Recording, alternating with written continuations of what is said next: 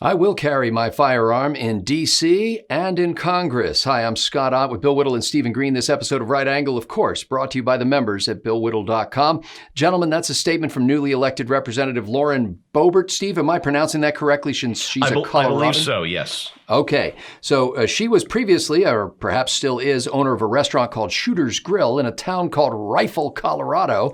And she has said that she plans to not only carry her firearm, her Glock specifically, in Washington, D.C., which has some of the strictest gun control laws in the nation, but also in Congress. Now, I don't know if that means in the Capitol building or in places where Congress people hang out. It's unclear. But Stephen Green, since she's from your neck of the woods, so to speak, what do you think of the idea in general? And I don't want to dig too deeply into the new representative's personal situation, but what do you think of the idea of members of the House being armed while conducting the people's business? Before I get to that, I want to give a couple of shout outs. One, to the Shooter's Grill, which if you've never been there, it's great. Not only do they hire pretty girls for the wait staff, but they're all packing heat. They're all open carrying. You will never feel safer in your life than having dinner at Shooter's Grill. So shout out to that. Also, to Lauren Boebert. Congress critter Lauren Boebert now. I've had a crush on her since she first started making the news back in 2019 when she started her congressional campaign.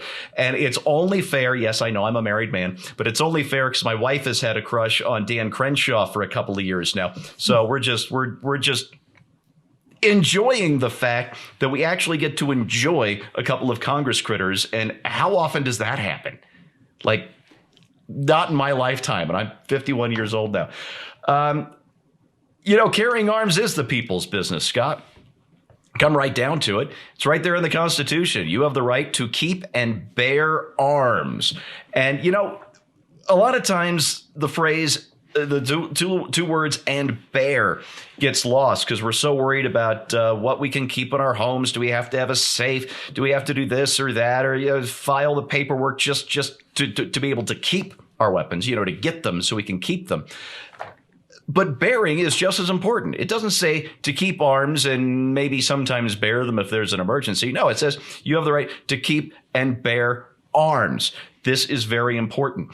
If you can't get a magazine for your pistol or your rifle, you're not bearing a firearm. You have an over-engineered and very expensive club.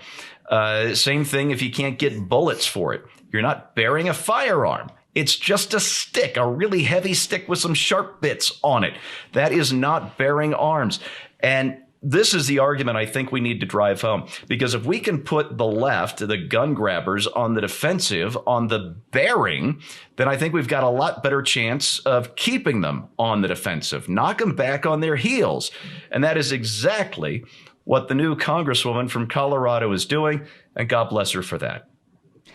Now, Bill Whittle, there are some things that I didn't know because I don't live in Washington, D.C. and don't much care. But apparently Democratic senators may have seen this wave coming because there are some of them who have proposed new legislation tightening existing rules for members of Congress. But apparently members of Congress are allowed to keep firearms in their offices and transport them in Washington, D.C. as long as they are not loaded, to Steve's point there. You need a permit to carry a gun through Washington, D.C.'s streets. And if you have a weapon from another state, it has to be registered with local authorities. Local police in Washington, D.C., when they heard about Representative Boebert's plans, told reporters that the Congresswoman will be subjected to the same penalties as anyone else that's caught in D.C. streets carrying a firearm, and that they were going to have a chat with her to make sure she understood the laws. Bill, do you think that the gathering of the Congress would be a more civil and genial event if any particular member might be carrying a firearm? I don't care. I don't care about that. Your concealed your permit to carry a firearm in the United States is your birth certificate. That's your permit. If your birth certificate shows that you were born in the United States of America and you're a United States citizen, that's your permit. And it is not lost on me, and I'm sure it's not lost on this wonderful woman who sounds like an actual citizen in Washington, that not only is the entire idea of surrendering your constitutional rights when you enter the Capitol insane and absurd, Washington also has one of the highest murder rates in the country and some of the strictest gun control laws in the country. And these things go hand in hand. And if you want a little more data on that, you can look up a firewall I did called Number One with a Bullet that tends to show you that the most heavily armed neighborhoods in the country are the safest ones and have a murder rate that's lower than Belgium or Switzerland or any of those other places that progressives worship.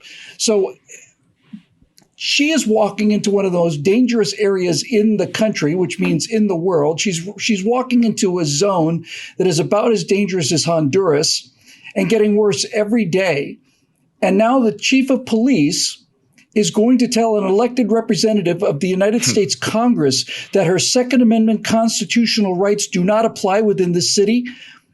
Is that what he's really trying to do? I hope to God he has a conversation with her, and I hope he arrests her, and I hope this becomes an absolute 100% on-the-ground battle against these tyrants who think that they can simply make a decree to violate you of your constitutional rights.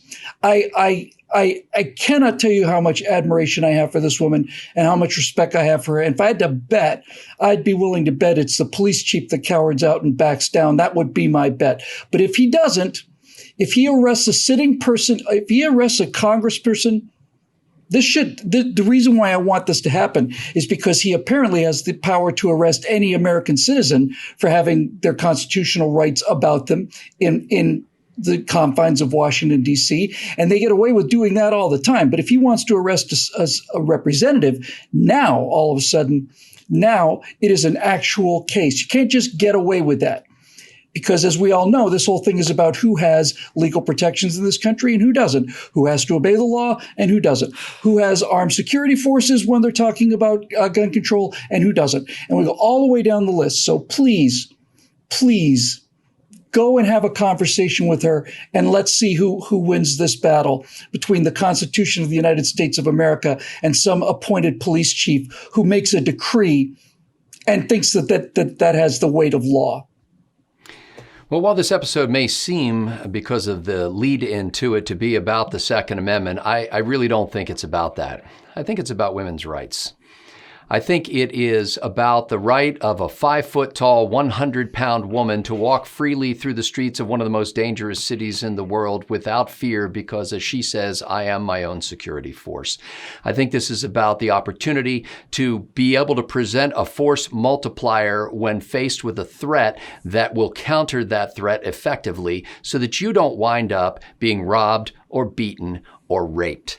I think that every woman in America, especially those who have been crying for many years on the Democratic Party for equal rights for women and the ability of women to be able to have the freedom to move about without threat from the toxic masculinity that surrounds them, every one of those women should stand up and cheer for Representative Boebert, who has decided to take matters into her own hands when it comes to her own personal safety. And then obviously, this is about the freedom of choice. That's right. Democrats are very concerned about freedom of choice. And this woman has made a choice to say, I will be my own security force. I'm not going to hope that, when the threat comes, that the police will be just minutes away when seconds count. I just think this is terrific. I also do actually think that the debate in Congress might be a little more civil if people had the understanding that the impact of their words might have consequences. Now, I'm not saying that Congress people should threaten each other with physical violence or even with firearms, but I think that there is a certain civility that is brought about, at least in the society of men, with the understanding that some kind of knuckle busting may result from words that are too harsh. And I like the idea that a 5-foot-tall woman can stand up in the halls of Congress and speak as boldly as anyone else and not have to do that little intonation shift at the end of her sentences to make sure that she's not offending any of the boys in the room, but can actually speak her mind. So congratulations to Representative Lauren Boebert, to whom no congratulations should be due, because this should be the ordinary course of life and not a news story at all.